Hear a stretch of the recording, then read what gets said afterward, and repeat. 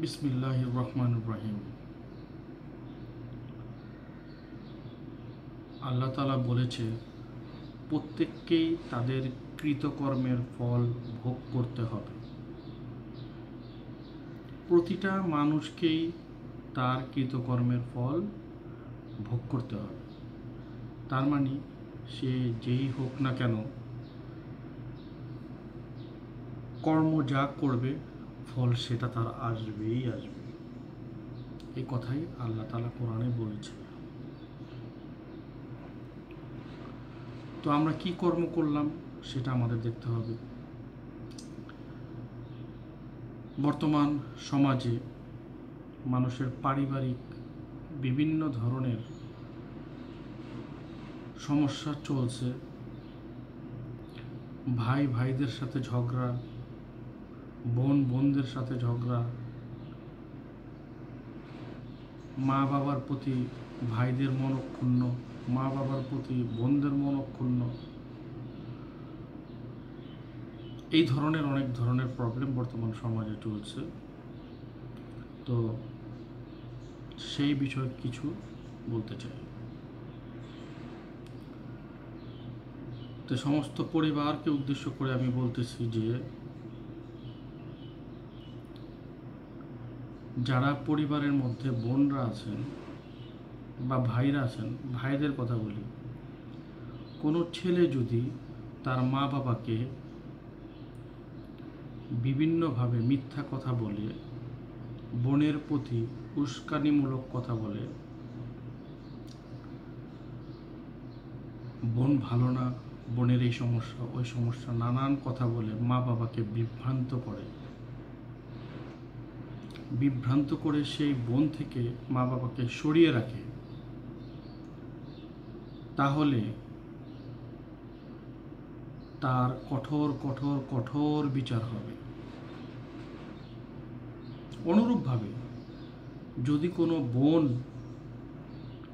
তার মা বাবাকে বিভিন্নভাবে মিথ্যা বলে, সন্তানের প্রতি, ভাইয়ের প্রতি মিথ্যা কথা বলে, মা বাবাদের উস্কানি দিয়ে রেখে, মিথ্যা মিথ্যা কথা বলে ভাইয়ের কাছ থেকে মা বাবাকে সরিয়ে রাখে, ভাইয়ের কাছ থেকে মা বাবাকে যদি কোনো বোন এই ধরনের কাজ করে সরিয়ে রাখে, তাহলে সেই বোনেরও কঠোর কঠোর কঠোর বিচার হবে। কঠিন বিচার, এমন বিচার হবে যে সে এক সময় মানুষের কাছে, সে যদি কোটিপতিও হয়, এক সময় সে মানুষের কাছে ভিক্ষাও পাবে না। কখনো ভিক্ষা চাইলে মানুষ তাকে ভিক্ষাও দিবে না এক সময়। যদি কোনো বোন তার ভাইকে মা বাবার কাছ থেকে সরিয়ে রাখে বা মা বাবাকে তার ভাইয়ের কাছ থেকে সরিয়ে রাখে, তাহলে তাদের কঠিন বিচার হবে। এখন ভাইয়ের চ্যাপ্টারও গেল, বোনের চ্যাপ্টারও গেল, মা বাবা, এখন মা বাবারও বুঝতে হবে। আমরা সবাই জানি মায়ের পায়ের নিচে সন্তানের বেহেশত, এই কথাটা রাসূলের হাদিস বলে। তো স্বামীর পায়ের নিচে আবার স্ত্রীর বেহেশত। যাক, ওই দিকে আমি যাব না, ওইখানে গেলে আমার বিশাল বড় ঘটনা চলে আসবে, অনেক কথা এসে যাবে, যেটা ঘন্টারও বেশি হবে। তো ওই দিকে যাব না। তো মা বাবাদেরও বুঝতে হবে যে তার ছেলেটা কেমন, তার মেয়েটা কেমন, বিবেচনা করতে হবে যে আমার ছেলেটাকে এরকম। কারণ উনি গর্ভ থেকে নিয়ে শুরু করে বাচ্চাকে ছোট থেকে বড় করে লালন পালন করে, উনার চেয়ে বেশি ভালো বুঝদার আমার মনে হয় আশেপাশের চারপাশের কোনো মানুষই নাই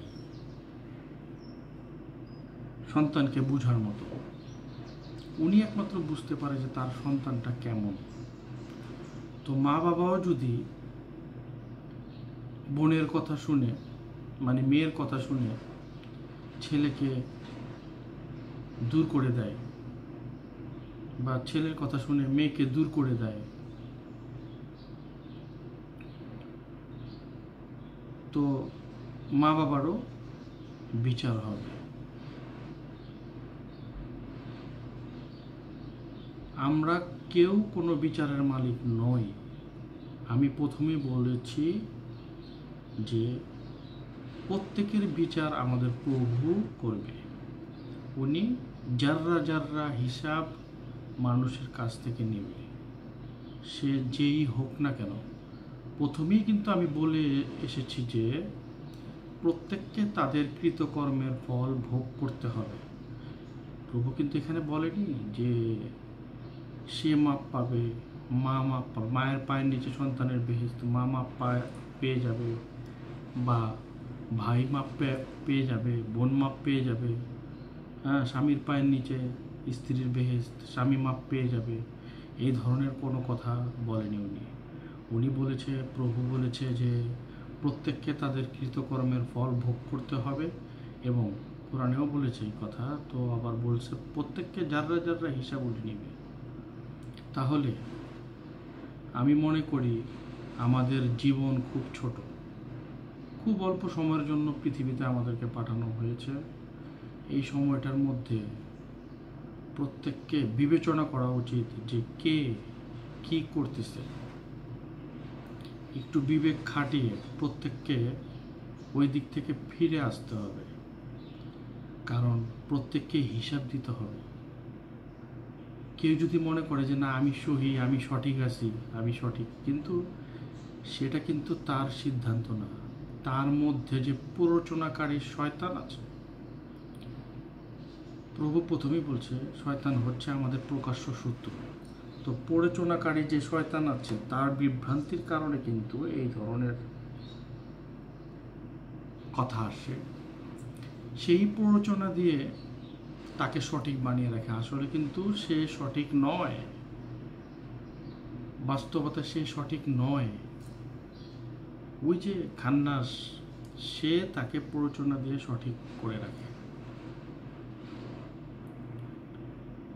তো আমি সবাইকে বলছি, সব পরিবারকে বলছি যে আপনারা একটু চিন্তা করে দেখবেন, আপনার দোষ ত্রুটির বিচার আপনি নিজেই করতে পারবেন।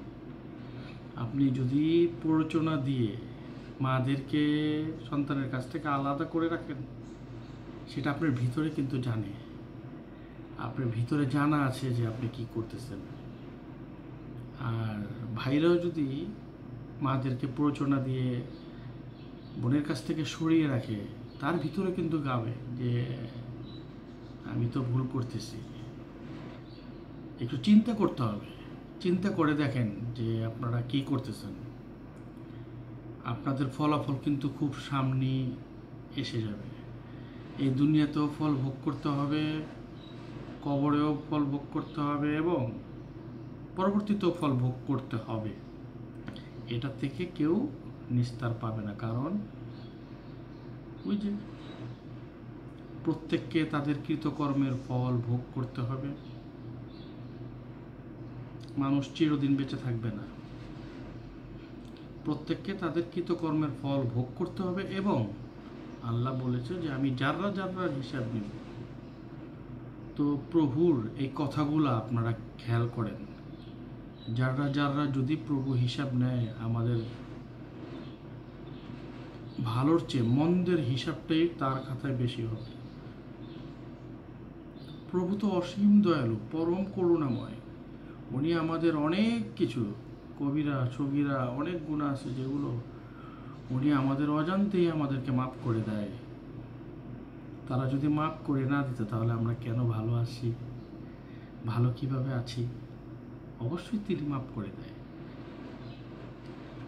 অনেক গুনাহ খাতা আমাদেরকে মাফ করে দেয়, কিন্তু এই সমস্ত বিষয়গুলা সে মাফ করবে না কখনো।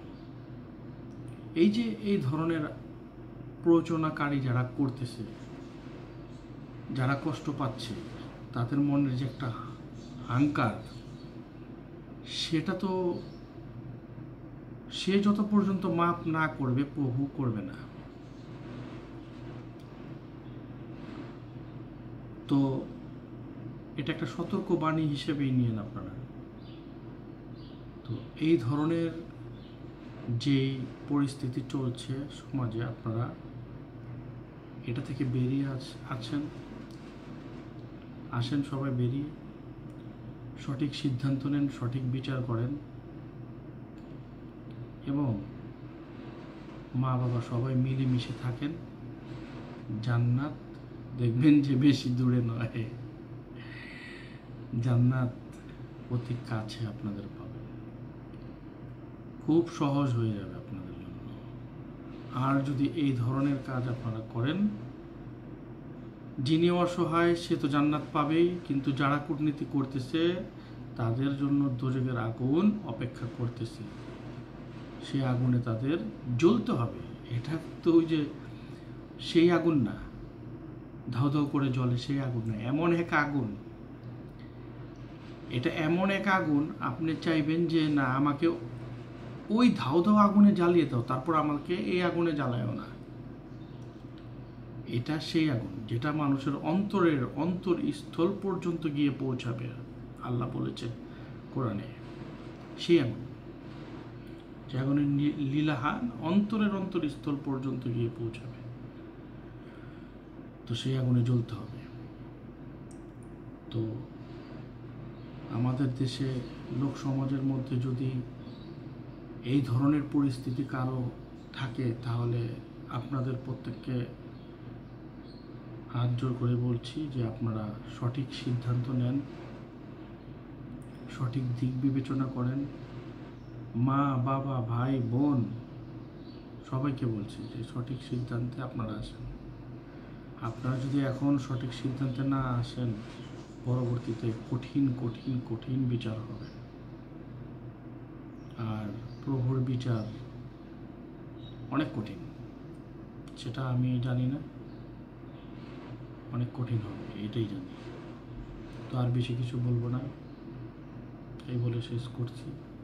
আসসালামু আলাইকুম ওয়া রাহমাতুল্লাহি ওয়া বারাকাতুহু।